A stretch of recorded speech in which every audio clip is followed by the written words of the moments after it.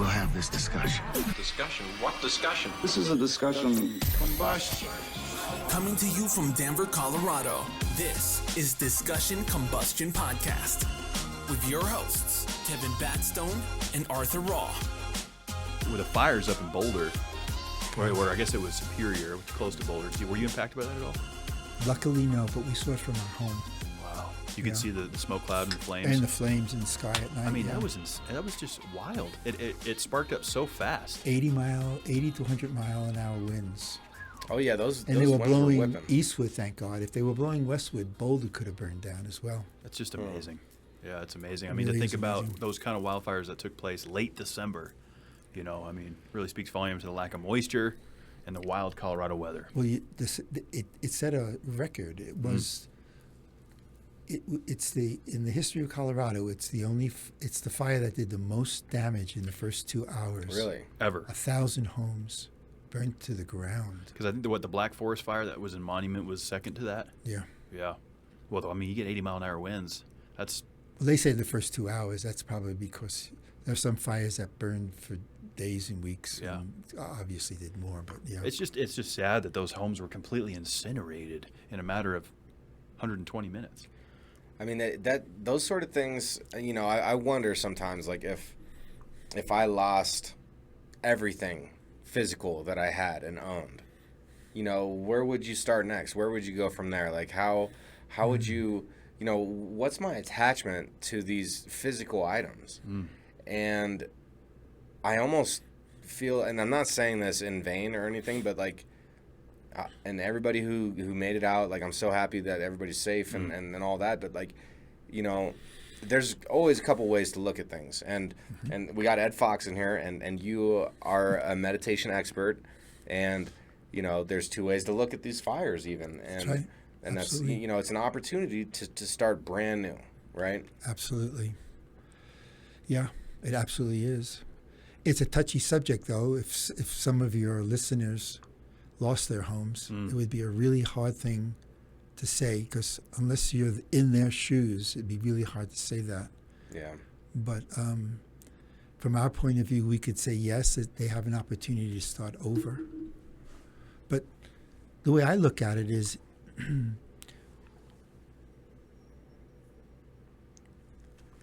the decision comes to mind, should I spend most of my energy thinking about what's lost, or should I consider how to move forward?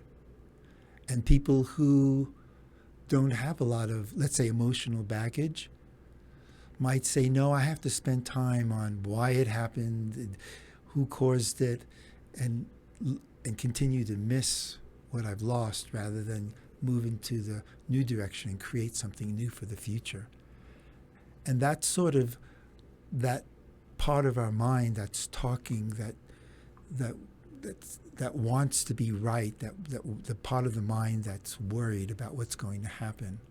And that part of our mind might want to worry rather than create something new, because something new is always something different. It's an unknown, and therefore it could be scary to do. It's true. It's a big challenge, and my heart goes out to everyone who lost anything.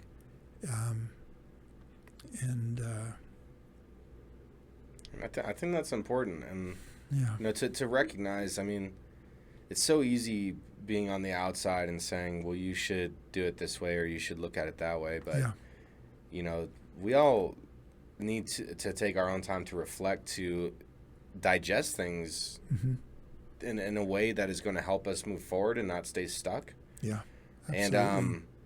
And I mean, gosh, to like have a house built, to have all your memories and pictures in there. Like, I've made a lot of music in my past, and I have had my hard drive wiped, and I lost that music, and it's hard to recreate, and like, there's this period of grieving over this, and that's important to have that time. Absolutely, yeah. Yeah. But moving forward is always going to be the best thing, because if you're staying stuck on a feeling, you're staying stuck on an emotion, or stuck on something that happened, then you're living in the past. And time doesn't slow down for anybody. Absolutely. Again, it's hard for someone who's had that happen to hear that.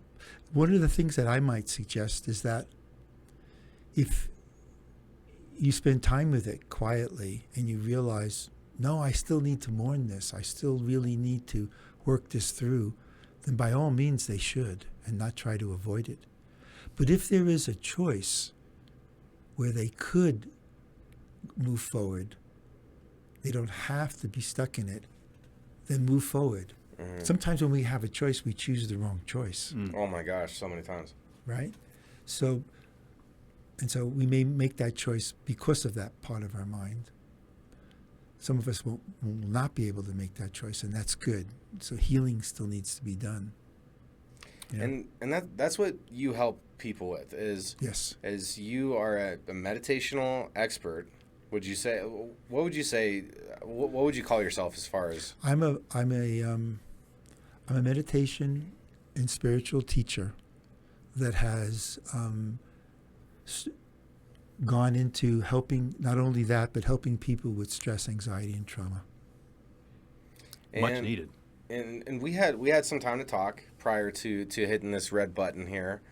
You're from the Bronx, right? And childhood was not that easy. No, not easy at all. No. I lived in a very aggressive neighborhood, a lot of fights, a lot of gangs you had to run away from.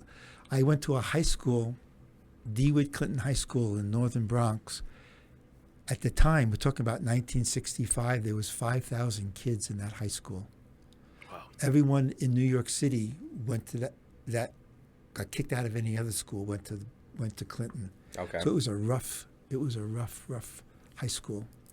You were always looking behind your back. Come lunchtime, there were these big bullies that would come by and ask you for 2 cents, and they'd ask 100 guys for 2 cents and go buy their lunch. So you're always trying to dodge something. At home, I was always trying to dodge the dysfunction between my mother and my father, and a preponderance to criticize me and leave me without a lot of self-trust. So I got out of there as soon as I could. I lied to my parents, and I told them that I wanted to be an accountant so that I can go to this great accounting school so that I could go to Ohio and get out of the house. And that's when my life started to change. So. And so, yeah, because coming from a difficult upcoming, yeah, that's where everybody's their most susceptible. Absolutely. And you're learning all the lessons. You're learning all the lessons, yeah. And as children, we don't, like I like to say, we don't pop out of the wound with a manual tapped to our chest like an Apple computer, saying, Ed likes this. Don't raise your voice with Ed. He's sensitive. Encourage him. He has a tendency maybe to do this or do that. And so parents make a mistake. And the problem with being young, we're aware of what's going on. We can hear yelling. A child will cry when someone yells, and they'll coo when someone lovingly talks to them. So they know the feeling that's going on, but they don't know why. And what happens is, as we grow up as children, when I'll give you an example. A young girl,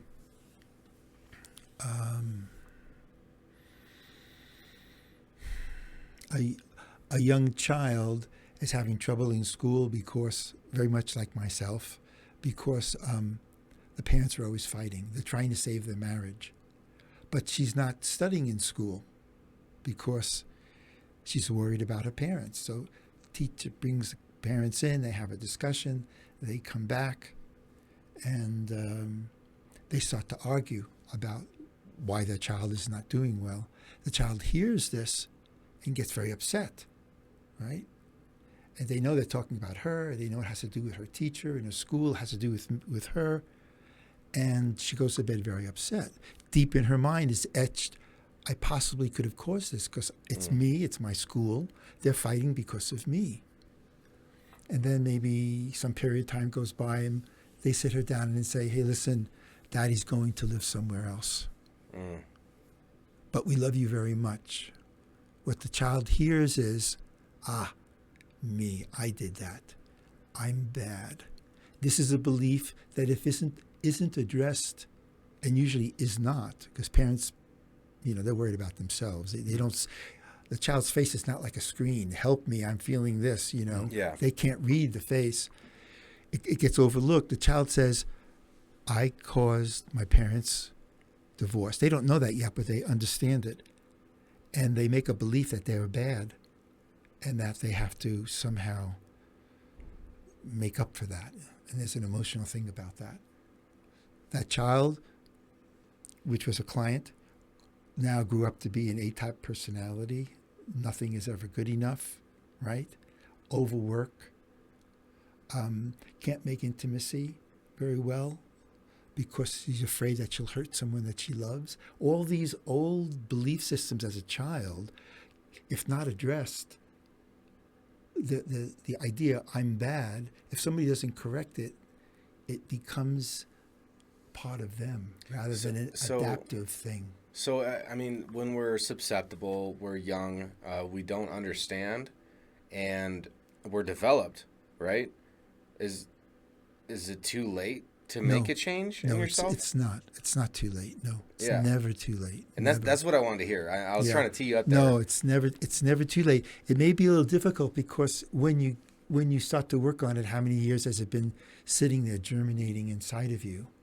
But it's never too late because there's a deep healing ability in our minds and body way beyond what we can conceive of.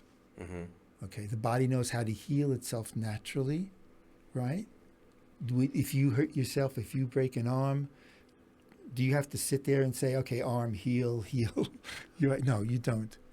It heals all by itself. When you go to sleep at night, in the middle of the night, you're saying, rest, get some rest. Okay, let's go over here and fix. No, the body does it all by itself. And when you eat a meal, do you talk about digestion to your body? No, it does it all by itself. This is natural intelligence of the body. And the mind has a natural intelligence as well. So you just need to open the doors to contact that natural intelligence and let it come forward. That's what came forward with Logan. And it just happened. It happens naturally, without a lot of doing, without a lot of hard work. So it's not impossible, but it takes some comfortability, and it takes a coach that will lead you into the unknown and help you feel safe and challenge the belief system. Go back and feel the feelings. What did you decide? How does that feel? Allow the sensations, the imprints that are in the body to be released. Allow the mind to decide to have a new decision about what that meant. And allow the emotions just to get balanced. So when the emotions and the mind beliefs and the stress in the body are worked on together in an integral way, they all drop the stress imprint, and the body is now healed of that. It takes a while. It doesn't happen overnight. Yeah. But it's not impossible. It's never too late. I'm a example of that. I had a wonderful experience in college, but it didn't heal all of my stresses. When I left to go to college, like I said, it was to escape my parents. I didn't do well in school, kind of like that young girl example. I almost flunked out as a freshman because I couldn't study in growing up because I was too worried about everything else. So in my senior year, I found a meditation teacher who taught me meditation. And in that meditation, I had a deep, profound experience where my mind got very, very quiet, and a deep silence that was underneath my mind became known to me. And it was such peace and expansiveness that it changed me, changed my whole life. And so, but having that peace and that expansion was just an experience of who I am. It didn't help get rid of all my stresses and strains. I still had to go back and work on them. Yeah. So I became a meditation teacher. I traveled around the globe with my teacher, teaching for him, teaching thousands of people to meditate. And I spent over a decade doing that. And what I found was I could go into meditation and find that peace. And then I could get out of meditation, go on a date with my girlfriend, and she would trigger me and I would get all upset. And I said, how could I get so triggered? I had such peace in meditation. Yeah. Now I'm triggered. Maybe meditation isn't everything. Maybe there's something more I need to do. And it set me on a journey where I studied with a few more teachers to learn learn about the 3 imprints in the body that stress leave and how to relieve them all in an integral way. So this sounds definitely important. Oh, it's absolutely important. So 3 ways to help alleviate stress from your body and mind. Body, mind, and emotion. Okay. And what it is actually is that the truth is we've been lied to by society, because they tell us either indirectly or directly, just meditate, or do mindfulness, or there's something called tapping, which is really good. You tap and it relaxes you. Actually physically tapping. Yeah, you tap yourself and you say certain affirmations, and it relaxes you. You can do yoga, it relaxes you. You can do meditation, and it relaxes you. But it just relaxes you in that moment. What it's not releasing are the belief systems from your childhood about not being good enough, like that little girl. That doesn't get released. And the emotions that steep within the body that we're afraid to feel, like we talked earlier about anger, you can have a deep meditation and feel great, but the anger is still sitting there, needing to be released. So that's how over a decade or 2, I discovered the 3-prong approach, which I call Stress Release 3X program, where we relax the body, we rewire the belief systems, and we balance the emotions.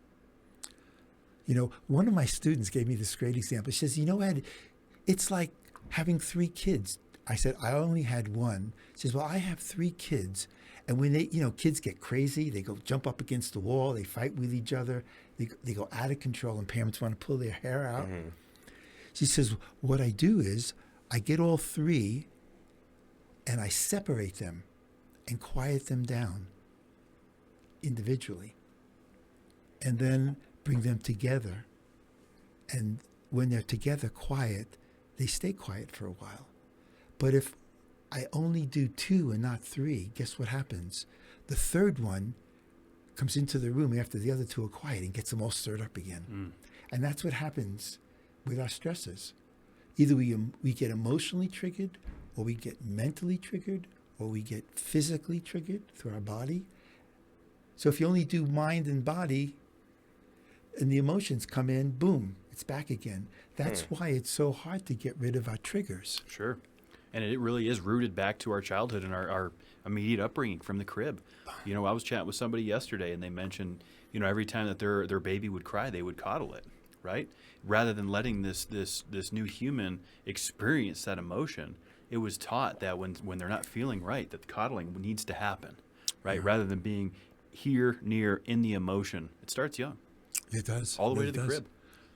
Well, it's really amazing. I had a client for a little while who was a child psychologist, and she pointed out something that was so plain and simple. I don't know why I never got it. It says when a child comes out of the womb and looks around, the mind is, the cells have not joined together yet, even though there are so many more cells when you're first born. But they begin to notice that there's mom and there's dad, and they see mom and they get the breast, or they get fed and they're cuddled, and mom is not mom. Mom is the whole universe. In fact, mom is you. If mom cries, she cries. If mom coos, she coos.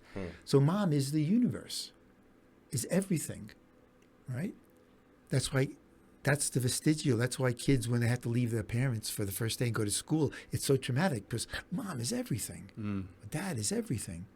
So what happens when you look for mom and you want something and she turns away and you start crying? Your whole universe got shut off, got turned away from you. That's trauma for a young kid. Yeah. Could you imagine your whole universe being turned around? If we had that as adults, we'd freak out as well, wouldn't we? So even great loving parents, unfortunately, maybe it's part of what I like to call Earth School. Parents, in their honesty, in the best that they could do, end up pushing kids' buttons, frightening them, traumatizing them, not intentionally, but because the kids don't have a screen on their forehead saying, what you just said really is bothering me, please come and kiss me. They just, he has a puzzling look on his face. Okay, he'll get over it. But maybe it's something more than that. Yeah, I mean, it's definitely a tightrope that this existence is, and how fortunate and blessed are we to have it in the first place. Absolutely. You know, whenever I'm having a bad day, whenever I'm really wanting to focus on something that I just want to complain about, you got to dial it back and just look at life like,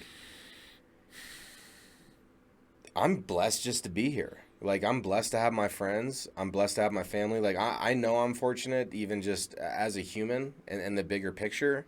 And it all takes time, too. Like, you know, we're talking about early developmental, you know, childhood and how this is so impactful on growing an attitude and who you're going to become. But once you are done reacting to life, because I feel like at a certain age, all of us react to life to a certain extent until we hit a certain age.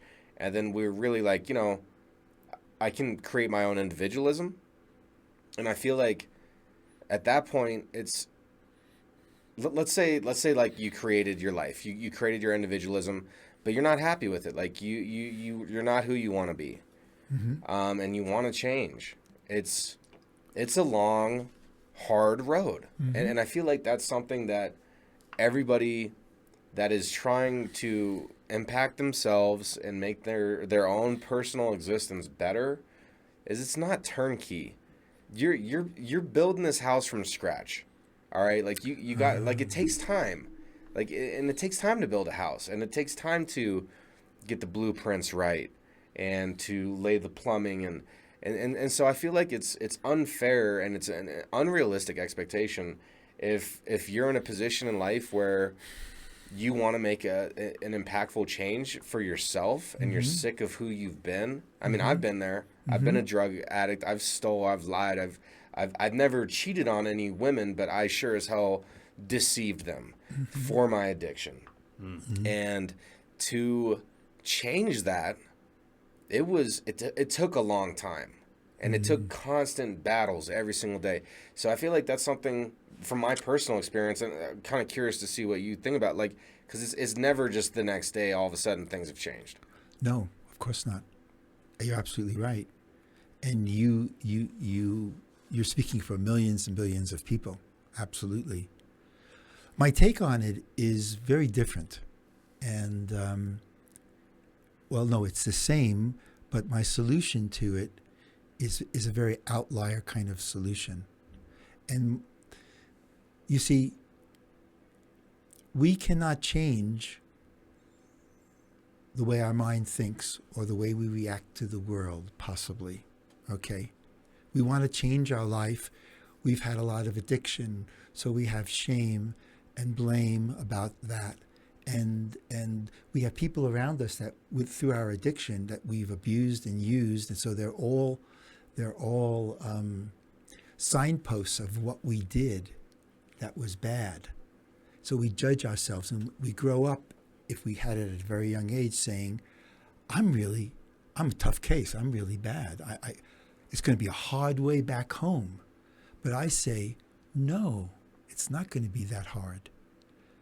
It's only hard if you think you have to change anything than just about the way you think about yourself, and change your point of view, change your experience of who you really are. And what I mean by that is, when I had that deep experience, that profound, life-changing experience, what I learned was that I was still Ed Fox from the Bronx, totally messed up, you know.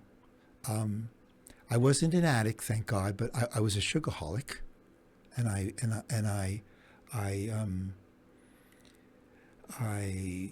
had a huge sex drive, and that's all that I cared about, you know.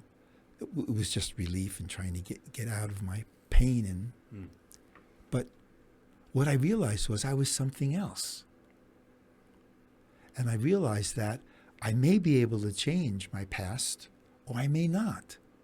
But what I can change is, how much do I know about who I really am? This quiet place inside that I'm talking about is actually an experience of who we are. It's just not something that we just fall into or walk into a room really quickly. Meditating and doing mindfulness regularly over a period of time, this place of who we are. I'm getting a little esoteric here, so I apologize, but the idea is, when we become aware of the consciousness that we are, that supports our thinking and not our thinking, then we can live in that consciousness as an experience along with being that messed up person. Then you're actually a peaceful, messed up person. Does that make sense? I think it does. I think that's a great way to word it. Because the problem is that we think we have to fix everything with our mind, or we have to fix everything with our action. I have to change who I am. You know, I might mention here that for about 5 years I was a drug and alcohol counselor, so I know all about 12-step. I know all about this, and one good thing about 12-step, although it's incomplete, and all of you that are out there, please know that I'm not dissing 12-step. I love the 12-step. I love the big book. But it reminds you that you're an alcoholic. You may always be an alcoholic. And that is true. We may have problems, may have done terrible things in our life, and that will always be there. We won't forget them. But when we bring in this new part of who we are, this awareness, we could rest in that identity rather than the identity of what we did in the past. And therefore, it doesn't become a curse or baggage. We can say, yeah, I did that. Yeah, I was a drug addict, so I'm not anymore. Yeah, I did that. I hurt that person. I took advantage of that. But I learned my lesson. I'm not that anymore. And every time I think about it, I don't have an existential crisis. It's just a memory without a painful emotion. Honestly, did you? Well, no, I was going to say, it kind of comes back to what I'm hearing, Ed, is you got to kind of own it a little bit about whatever it was you did. You have to make peace with it, whether that be, you know, we say own it around here. You got to own it. You know, if you fuck somebody over or whatever happened, once you own it, you can then, well, how do we move forward with this? This is not necessarily what I identify with anymore. It becomes a memory and not so much a staple of, oh, well, Kevin Batstone was that angry kid that used to try to fuck with everybody, right? Okay, that was a piece of who I was, but this is who I am now. Exactly. The sticky part of that. Did you want to say something? Well, I was just gonna say. I mean, I always want to say something. I mean, that's my problem. Well, we love that. We love that you want to say something. I'm always trying to talk. I've been. It's been about a year for me since I've dabbled with the devil of opiates, and it means more than anything I could ever explain. I still smoke. I smoke pot. Like I eat weed and I drink booze, but those things don't have a grip and a hold on me like opiates did. Like opiates ruined my credit. I lost all my money. I was losing my health, and that was me, right? That's who I was, and that was a misplaced priority, Arthur. And it's difficult to. And I don't want to say it's difficult. It's a challenge. It's a challenge to be able to look at your past self and realize that, like, who I am now, like, it means so much.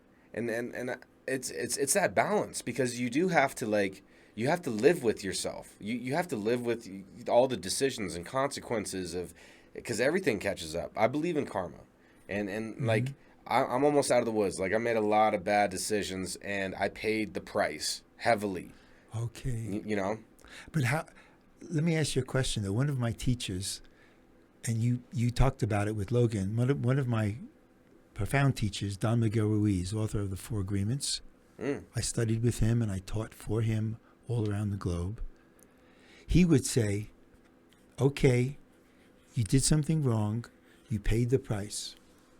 Let's say that cost you $10,000, right? Or it was more of an emotional cost. All right, let's say it. You know? So should you pay that same emotional price every time you think about it? Shouldn't you only pay that once? I mean, it's more of a contract. I mean, this is from me personally. Is like, cause I can tell the difference. I can feel the difference, and I recognize who I am now. I'm not the same person, of course, that I was then. Yeah. And I never want to be who I was before the problem either, because you can never go back.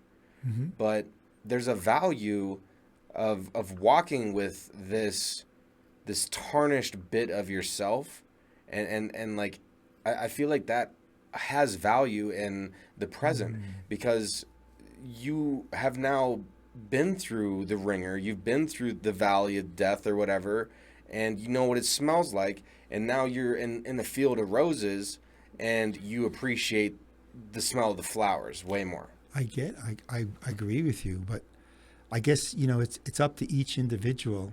I mean, for me, I could smell the roses, but then every time somebody reminded me of what I did. If I went back and paid that price again emotionally. I don't think that's healthy. No, it's not healthy. And the reason why we pay that price again is because we haven't released and balanced the emotional wound that's inside of us. Maybe our mind has rationalized why we did it and why we don't never want to do it again. So the mind is sort of healed of its imprint, but maybe be something in the body and the emotions that's still there. So that's why every time you watch a movie or you hear somebody tell a story, it reminds you of you, and you find yourself going back into that emotion. It's because you haven't completely let it go. I don't believe that we should pay again and again and again, really. I agree with that. I mean, Yeah. I mean, once but that's you hit my the toll, belief, yeah. But at the same time, like what you're saying is real. Like I know I have more to deal with. Like I'm not completely out of the woods, and Okay. and that would be, a little bullish of me to think that like I'm impervious to. Yeah. I'm still susceptible. Like I still think about, like if I'm hungover one day, I'll be like, if I took that, it would help me feel better. And like you get caught into that thought process. Yes, and, right. Life is a battle of the mind, a battle of Absolutely. your own thoughts. Like, and I feel like Absolutely. we have to go to, and I use the war terminology because that was my personal experience. Is I was disappointing myself and I had to fight that, and like it was a daily thing. Yeah. And like I feel like the war is never over, but I've won the pinnacle battles. You know what I'm saying? I got it, yeah. I don't know. No, I do. I get it. The interesting thing for me was I realized that I could tell myself why I did that, how I was wrong in my thinking, and why I don't ever want to do that again, right? And then a minute later, my mind can think of something else. I'll give you an example. When I was in college, having fun, avoiding all of my pain, and going to bars and drinking. Back in Ohio, back then, there wasn't regular beer. There was 3-2 beer. I don't know if you remember. 3-2 beer It was big here in Colorado, yeah. Yeah. So you had to drink a lot of 3-2 beer to get drunk, let me tell you. So here's a great example of the mind and how we can't trust our mental decisions. So I'm sitting there and I see this really beautiful woman across the way, and I go, wow, she's really beautiful. And my mind says, go over there and introduce yourself. Start a conversation. See what happens. Well, no, she's too pretty. No, go ahead, do it. I'm having this conversation with myself. So finally, I get the guts to get up and walk over. And I walk over to her. She's definitely out of my league. There's no question about it, okay? Let's make that clear. So I go over there and I say, "Hi, I'm Ed Fox." And she tells me, "Get lost, loser." Oh, jeez. What was the first thing my mind said to me? "I told you not to do that, you idiot." The mind has a way of changing its point of view because that's what the mind can do. Wow. You can agree with, look at the courts. You agree with one part of the decision and then somebody gives you a better argument than you disagree. The mind is volatile. So we can't trust the mind, especially. That's why it's so hard to get rid of the memories of childhood wounds, because you just can't erase them. And they come up when you don't want them to come up. The solution that I found for myself through regular meditation and mindfulness techniques is bring the deep awareness that's deep within us up. Like the ground level of water in your backyard. When it rains, that ground level comes up. And if it rains too much, there's a puddle in your backyard.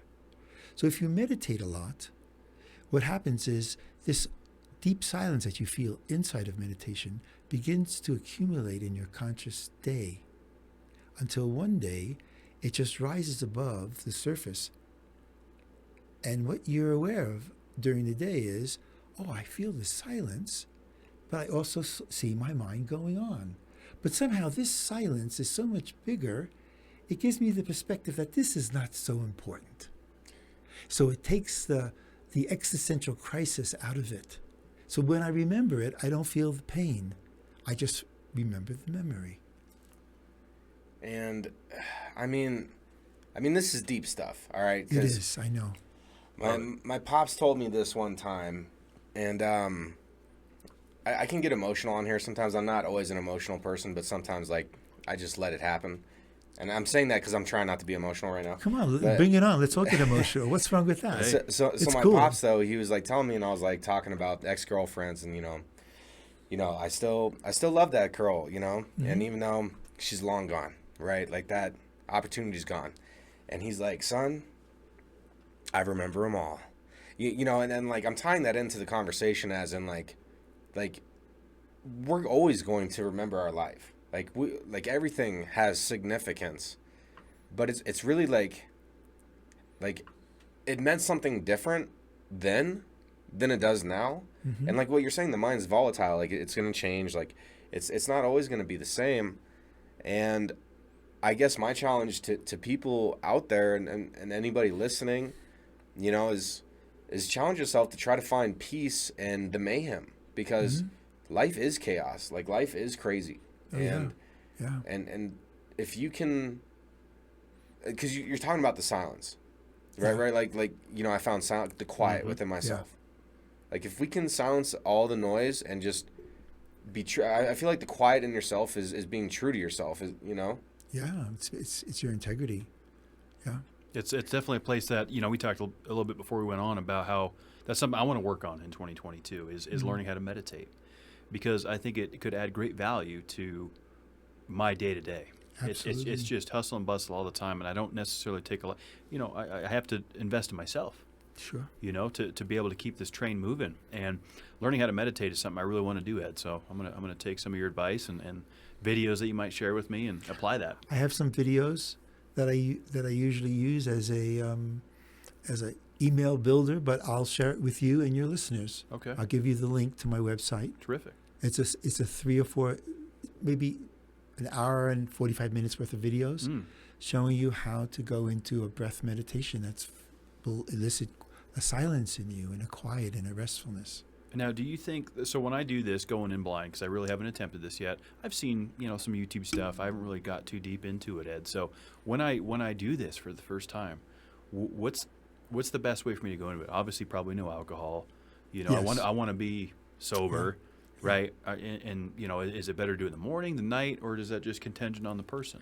It's best to do it both in the morning and in the early evening. Okay. Because what meditation does is meditation is like yoga backwards. I'll explain that to you. Because the mind and the body are connected through the autonomic nervous system. So if the mind gets rested, the body is rested. If the body increases activity, the mind will increase its activity. So in meditation, you quiet the mind and the body rests. In yoga, you rest the body by stretching it, and the mind gets tired because of that. One's leading the other because of this relationship. Yoga, the body leads the mind. Meditation, the mind leads the body. They both do, there's arguments about it, but they both do basically the same thing. So I've heard of things like you want to immediately affect your energy and mood, okay? Get into a proper, strong posture because you're positioning your body and that will immediately affect your mind. And look, it's something that's so instinctual and it happens so milliseconds, you know, the synapses and everything. Yeah. It's easy to go unnoticed because it's like the breeze. Like, oh my gosh. It's just, and so, but it's so important. And like, I feel like this is a great episode to have these sort of reminders where it's like, you know, if you're feeling down, if you're feeling closed in, you know, and you feel that mentally, like you feel trapped, then maybe you need to open your body up. And maybe, Absolutely. And like that might help. Like, and that's something is free. That's free for anybody to do. It will help immediately. But what will happen is because there was a thought that caused that, the thought can come back and do it to you again. So what is it actually? And I don't mean to say that it's bad. It's a good start, but it's only coping. If you really want to solve the problem, you've got to get rid of the cause. See, in stress release, which is what I've taken from meditation, I've moved into helping people relieve stress, anxiety, and trauma. The industry standard is think positive thoughts. And that helps for a little while until the next trigger comes along. Because there's the wound that's deep inside of us is like an iceberg. Only a little part of it is showing above the water. The majority of it is underneath the water. The wound, the emotional wound that's in the body and the emotions is what can't be seen. And so if you just take a lot of snow off the iceberg, it'll just rise up. There'll be more there. So you have to work on the cause. Most people, most coaches are working on the symptom. Let's get my wife to talk to me differently so I don't get upset. But she's just the trigger for the wound that's inside of her. You understand? Yeah. She says something and it triggers an old wound when I was young. Someone told me this, you know. Last week you had someone about guns on. And I love that show because it was conscious. But let's use the gun as an analogy to what we're talking about. The gun has two mechanisms in it. There is the handle which holds the ammunition, and there's the chamber and the trigger mechanism, right? So you pull back the trigger, and let's just say the trigger is your girlfriend telling you or looking at you a certain way, and you start to feel guilty, or it reminds you of something and you get angry or something. Okay, that's the trigger. And when she says it to you, the trigger hits the bullet and the bullet explodes.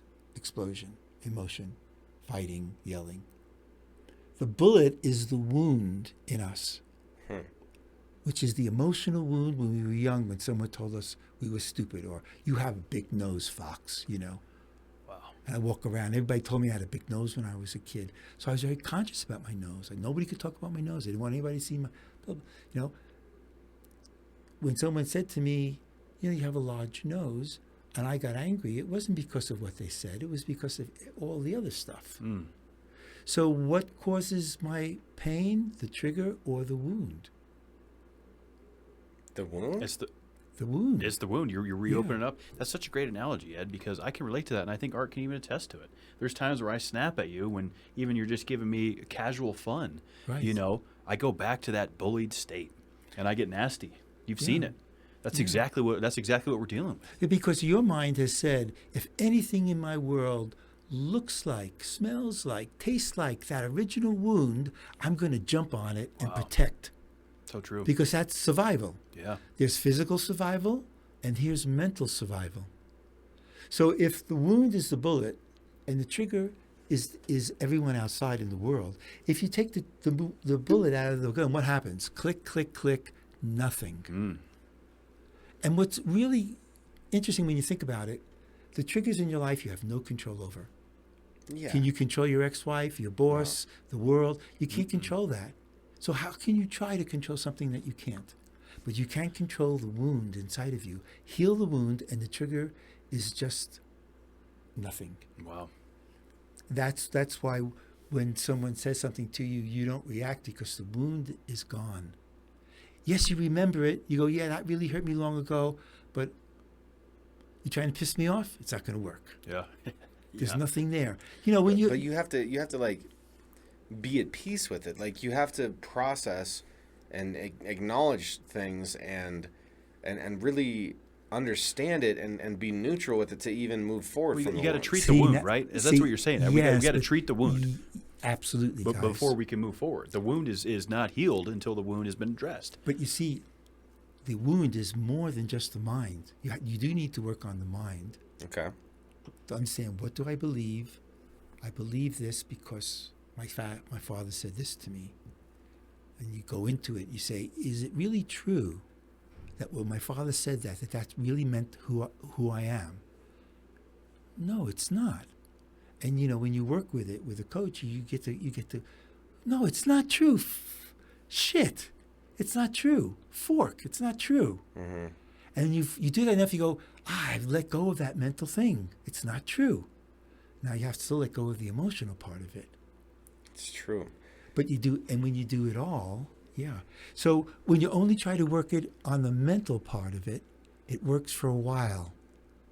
But you got to get the emotional and the other part. So of it. I want to kind of ask you a more difficult question that's more personally for you. Okay. All right. So you you have this amazing energy. You have this great demeanor. Your voice is very calming. Like you're, I could fall asleep to it. It's nice. You're checking all these boxes, but do you still have your demons? Are you still? Is there any Great wounds? question. Do you still have bullets in the chamber? Wounds that? It's very good. Very good. We always have a little something to work on. That's Earth School. Mm-hmm. Okay? You know, some of us are lucky enough to grow up and not be, well, let me think, some of my clients, abused as a child, raped as a child, abandoned, taken over by compulsive people. You know, some of us don't have that, but we'll have other wounds, and we'll get rid of those a lot easier. And some of us have very deep-rooted wounds that came before we even knew that we were a being, before we had precognitive wounds. And so there's always something to work on.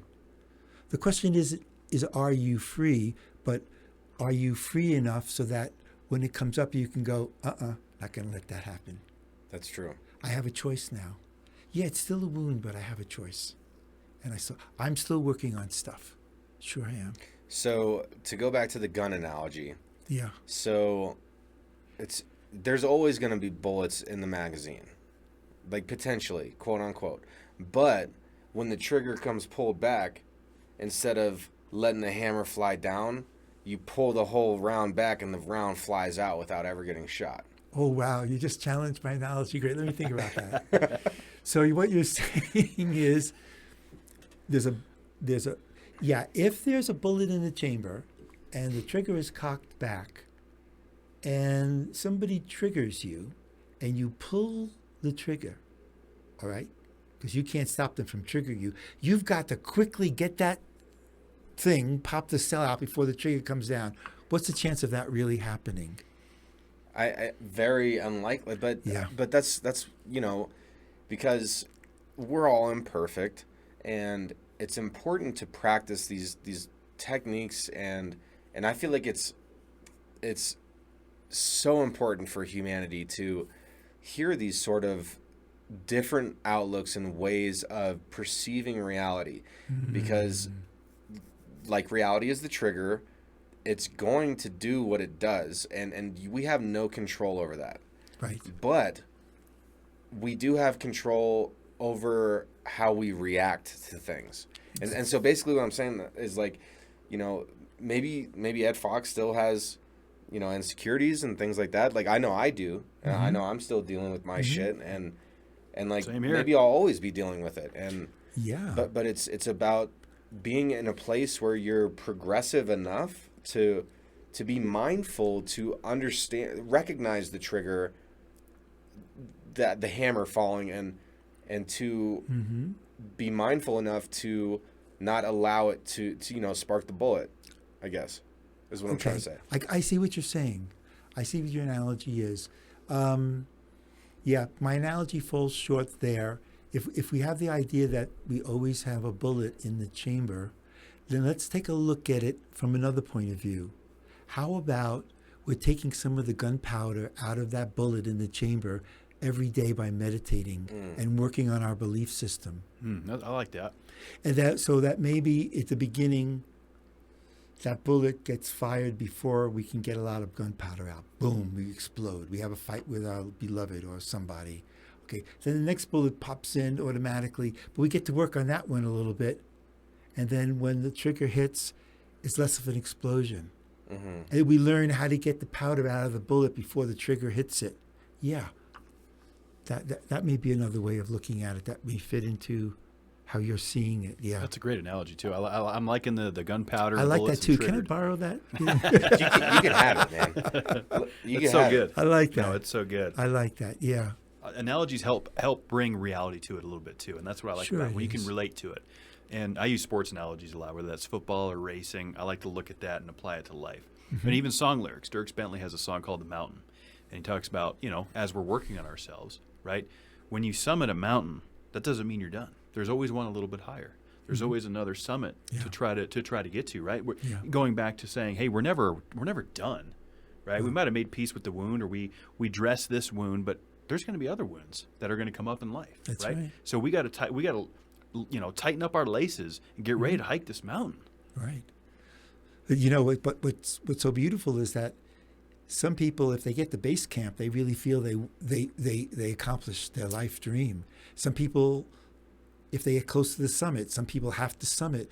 So what we're talking about here is a progression of living our lives with more integrity, more empowerment. And it doesn't mean that there isn't still something that may get us a little bit. Yeah. But it's not going to send us down into the inferno. Yeah, so none of us, we're all susceptible, but through strengthening our mental foundation, we become less susceptible. But we're still susceptible. Yeah. Only thing I would add to that is increasing our consciousness and working with our mental understanding of it will give us a really greater freedom from it. Because let me give you an example, may I? Please. Of course. You like to go to the movies? Yes. Have you seen the new Dune yet? I did. Did you see it in the theater? I did. Oh, they say it's really powerful in the theater. I can't find it in Boulder anymore. So let's say you go to a movie, okay? And you're sitting down and the lights go low, the screen opens, and there's the white screen, right? And then all of a sudden the projection is put on the white screen. And after a while, that projection on a white screen becomes a reality and you're lost in it. You're with the guy. I remember Bullet with Steve McQueen, and he's riding around. My God, my stomach was in my mouth. It was like you're living that movie. But it's really just a projection on the white screen. If you took the white screen away, there would be no projection. There'd be no movie. So the movie is there because of the white screen. Right? Yes. Take the white screen away, there's no movie. So the consciousness, the awareness that I'm talking about that grows is the white screen for your life. So imagine the corresponding analogy would be what doesn't work in the movie, but imagine you're driving down on the freeway and you are aware of the white screen of your life as well as what's going on in the road, and somebody cuts you off. Instead of flipping him the bird and cursing at him, you go, maybe he's having a bad day. I hope he doesn't kill anybody. Because you see the white screen and you see that you don't have to get lost in it because it's going to go away in a couple of minutes. Tomorrow you're going to forget about it, or if not, then next week you'll forget about it. Mm-hmm. But the wound and the yelling and the screaming at that guy is going to leave an imprint in your body, maybe for a longer time. So from you yelling and screaming at that person, and screaming, yeah. I heard a great analogy the other day. He says, the femur is the largest bone in the body.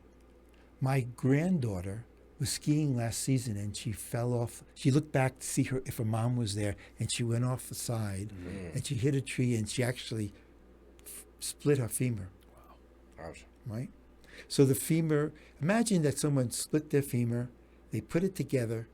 In 6 weeks, that femur is whole again, right? Amazing. Amazing, right? But if you're 10 years old and somebody walks up to you and says, you're a fat, stupid something or other, that wound may stay with you for 30 years. Absolutely. So why is that? Because the mind never gives up. So the idea is to work with the body and the mind, and bring the white screen into it. As one of my clients likes to say, when he gets in a jam now, he feels he has elbow room.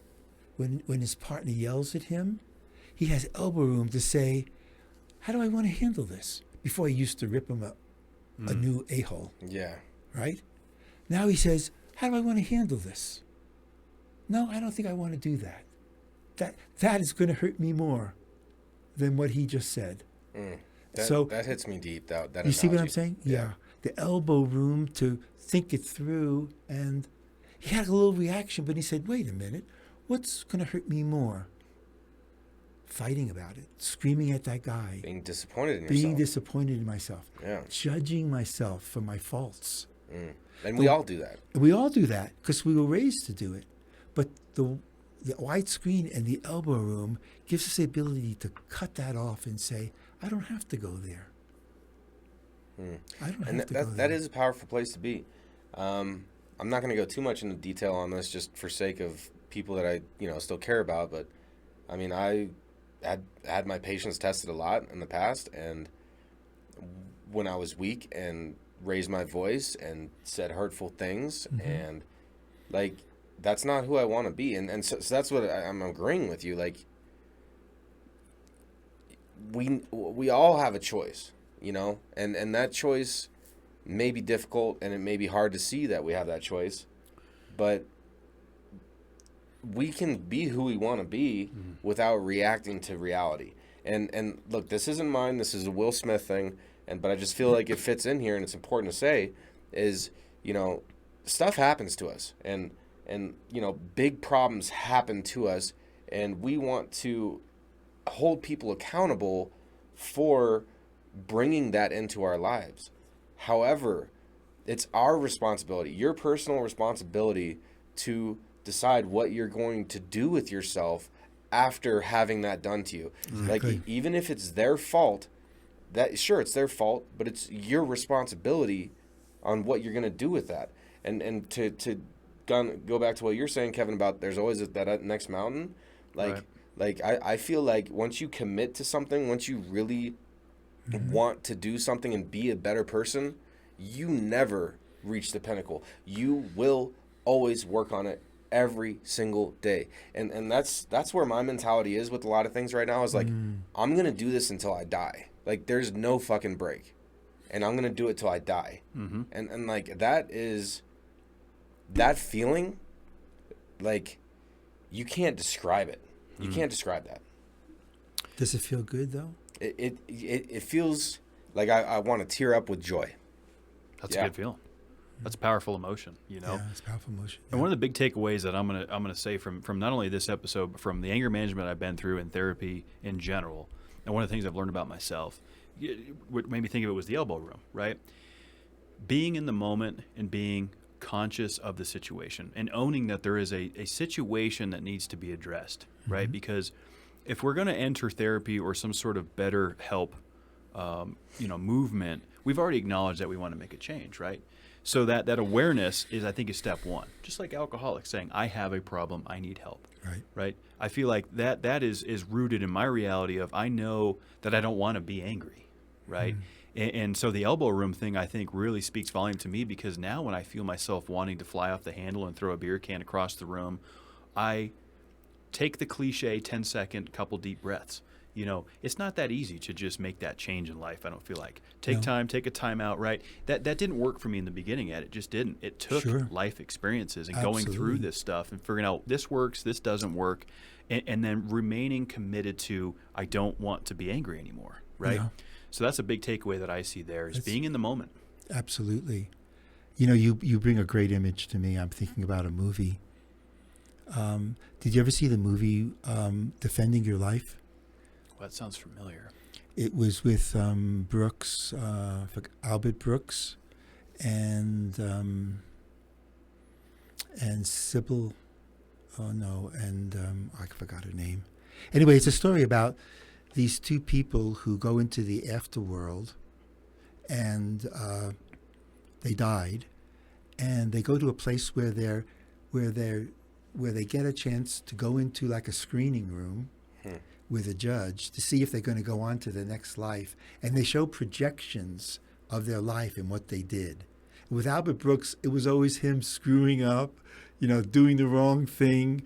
And with this other actress, it was her doing wonderful things, running into a burning home and taking her children out. And it's a beautiful analogy. Imagine that you had the opportunity, because this is sort of like what I do with my clients, the kind of work that I help them lead them through. Imagine you could see your life. You were sitting in a movie theater and you could watch you as a young boy pick up all the wounds that you had as a young boy that caused you to believe something in yourself that encouraged you to be the person that you don't like. And imagine that you see dad calling you ugly, or see dad saying you'll never amount to anything, or hearing mom say you'll never be good enough, you're not as beautiful as your sister, or teachers dissing you, and you were looking at someone do that to you, you would cry. You'd go, oh my God, look what they did to me. No wonder I feel that way. It's not my fault.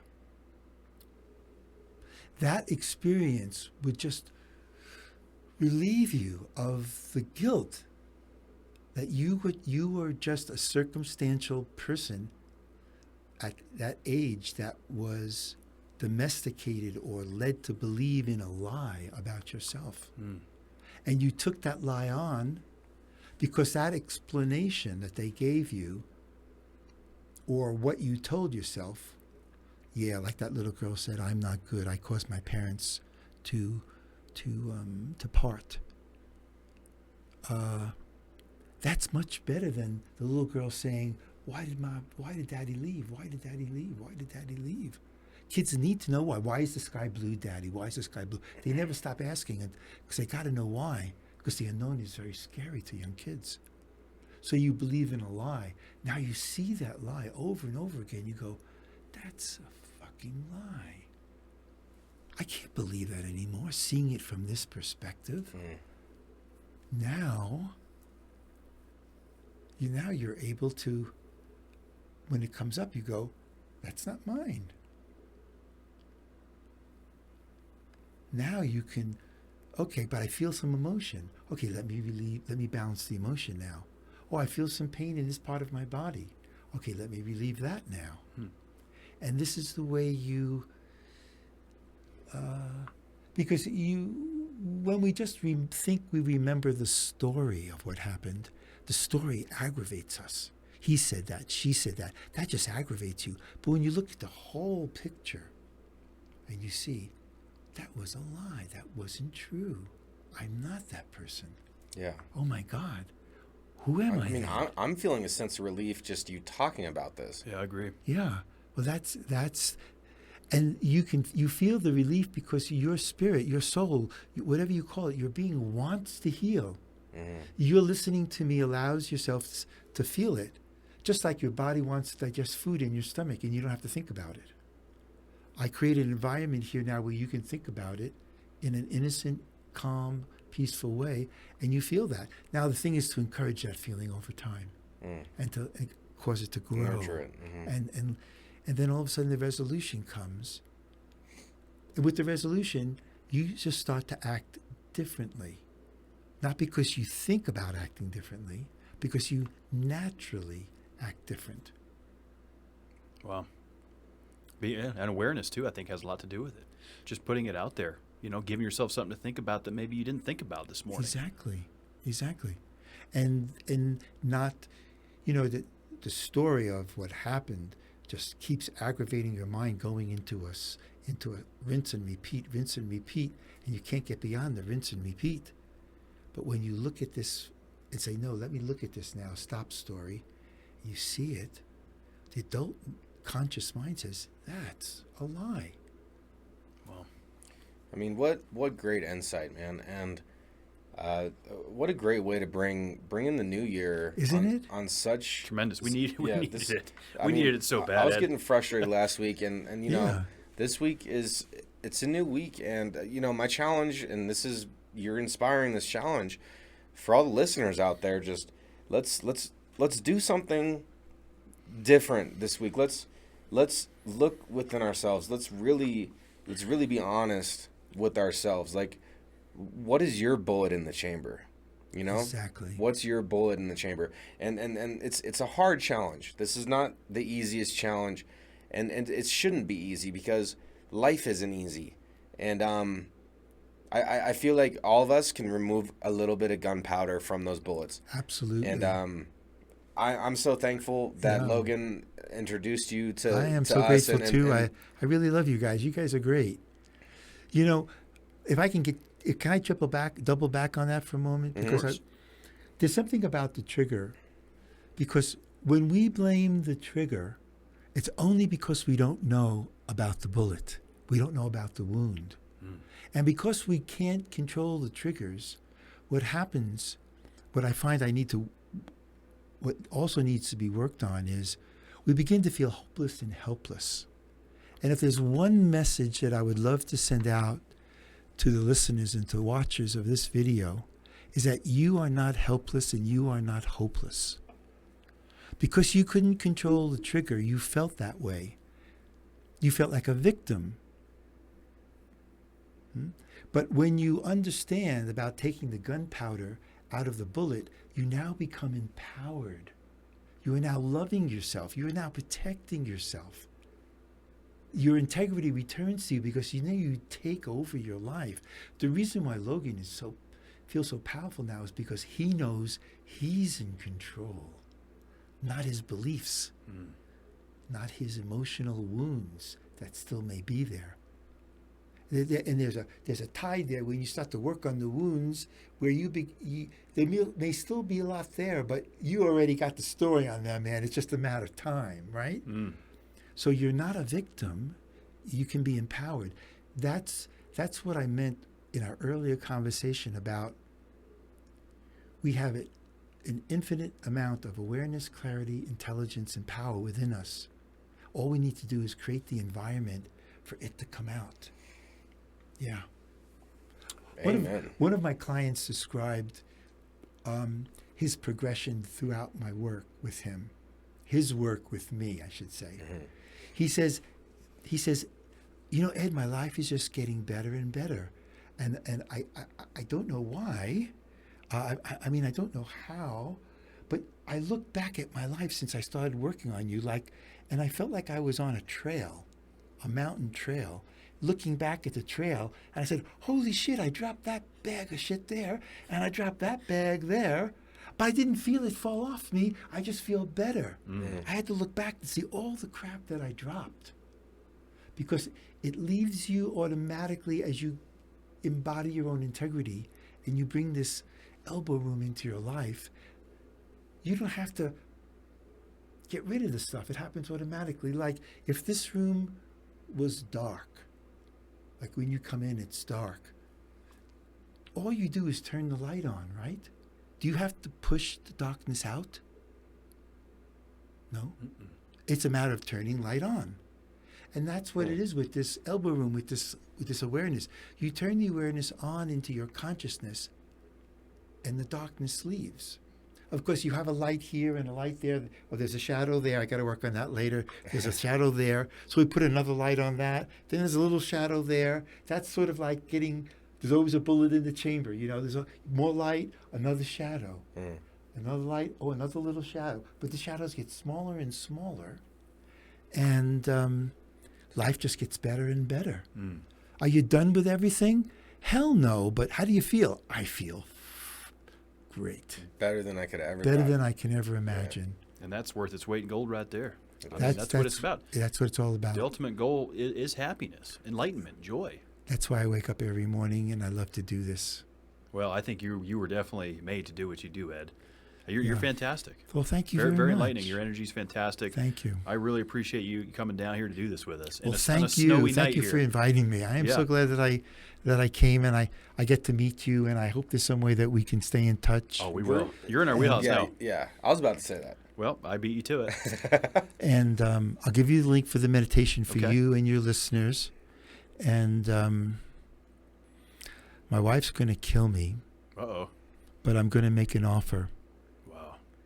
Just blame it on the technology. To anyone out there who lives in Lafayette or Superior who's having trouble, I'm willing to give you a free session, a free 30-minute session.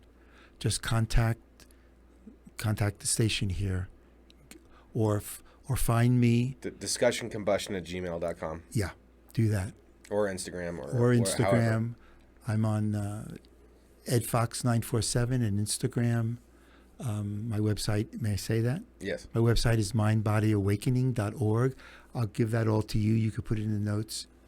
And for a period of time, I'd be happy to help anybody who really needs someone to talk to, someone who would like some help. That's tremendous. My wife and I were discussing how we would contribute, and I think use this opportunity to make that offer. Absolutely, and we'll do our best on our end to echo that. Okay, because good. that's an amazing thing that's going to impact a lot of people's lives in a time where they need it. And yes. And if they've listened to this podcast and they understand this isn't a quick fix, but this is a direction that I can give them to help them set a path forward and give them some hope and some light that there is a way out of it. Outstanding. Yeah. Absolutely. All the listeners out there, I mean, look, Kevin and I, Ed, we all put our hearts on the line here. Like we really do. And yeah. None of this is to be taken lightly. And I want everybody to really give themselves 100% of themselves. You know? Yeah. I'm with you, brother. It's real. This shit's real. I'm with you, it's brother. real. I'm with you, brother. We one of the things is that we are worth it. We are loved. We are loved, even by the people that might have seemed to hurt us. We're still loved, and there's love inside of us. That love never goes away. Yeah. We just have to find it. We have to strip away the mind's belief that we're not lovable, and once we find that, that's it. Yeah. Here we go. Let's keep it moving. 2022 is a new opportunity. You know, it might be just another number on the calendar, but hey, it's a fresh start. And it is. let's do this thing, Ed. You know, you're in our wheelhouse now. We're going to get you back on, 6 to 12 months from now. Let's stay in touch. Yep. Wonderful. I might Thank even you. be coming up there to do some sessions, because I think I need it. Okay. And so we'll talk about that more as time progresses. Sure, But again, sure. I just want to thank you for your time and Thank coming you down here. for giving me the opportunity to fall in love with you guys and for sharing with your listeners. We love you too, man. Yeah, Much love. it's great what you're doing. Yeah, absolutely. Much love, Ed. And Same here. as everyone knows, be good to yourselves. You deserve it. Best listeners that we have. I mean, it's just amazing that everyone tunes in every week. We have such an amazing community, and it's people like Ed that come on the show that keep our listeners, coming back for more, because there's a lot of great information out there, and it's just I'm very fortunate, and I know Art is too, to be a part of something bigger than ourselves, and to be able to get great information and great people like yourself, Ed, in front of the eyes and ears of thousands of people. It's just incredible, and this journey keeps on moving, man. Yeah, we thank you, Ed. We thank everybody out there. Thank you. Thank you, everybody. This for listening. is going to be one of our best weeks. This is going to be one of our best years, and we're going to be our best selves. And that's an affirmation from me to you. And this is real. Let's all strap up. Let's pull ourselves up by the bootstraps, and let's conquer these demons. And I believe in you. I believe we in can you. do it. We can do it. And we will do it. We will do it. Yeah. Great.